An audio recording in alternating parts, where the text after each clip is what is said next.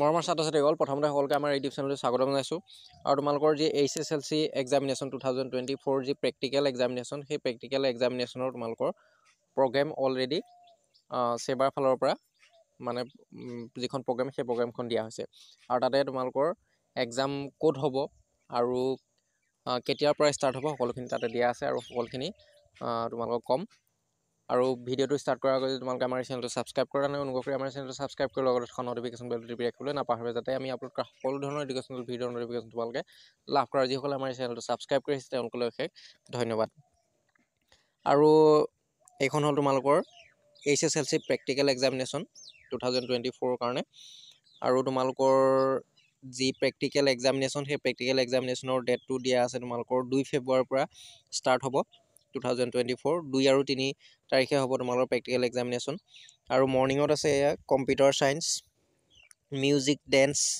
ৱেভিং and textile design commerce আৰু পিছবেলা যিসকলৰ আছে woodcraft home science fine art আৰু 2 ঘণ্টা টাইম দিয়া হ'ব 9টাৰ পৰা ইয়াতে দিয়া আছে time allowed 2 hours 9 AM to 11 AM তলত দিয়া আছে টাইম এলাউড 2 আৱাৰ্ছ 2 ঘণ্টা দিয়া হ'ব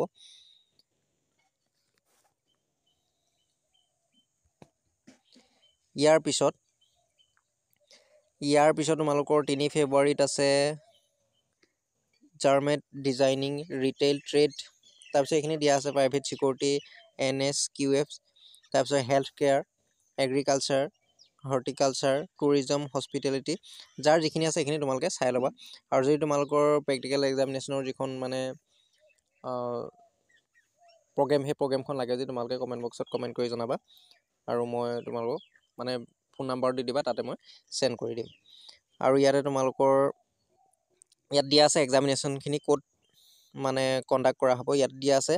তলত প্লিজ নোট বুলি দি পেলাই ইয়াত তলত দিয়া আছে examination of all the above practical subject will be held in the examination centre from where the candidates appear in theory subjects for the same গতিকে তোমালোকে থিয়ৰী ছাবজেক্ট মানে HSLC তোমালোকে যিটো চেণ্টাৰত পৰিছে বা যিটো চেণ্টাৰত তোমালোকে HSLC এক্সাম দিবলৈ যাবা সেই চেণ্টাৰটোতে তোমালোকৰ প্ৰেক্টিকেল এক্সাম কণ্ডাক্ট কৰা হ'ব বা তাতে তোমালোকে এপিয়াৰ হ'ব লাগিব তাতে তোমালোকে প্ৰেক্টিকেল এক্সামিনেশ্যনৰ কাৰণেও তাতে এপিয়াৰ হ'ব লাগিব that is this year also the practical examination will be held in the theory examination center not be held in venues সেইটো কথাই কৈছে মানে এবাৰ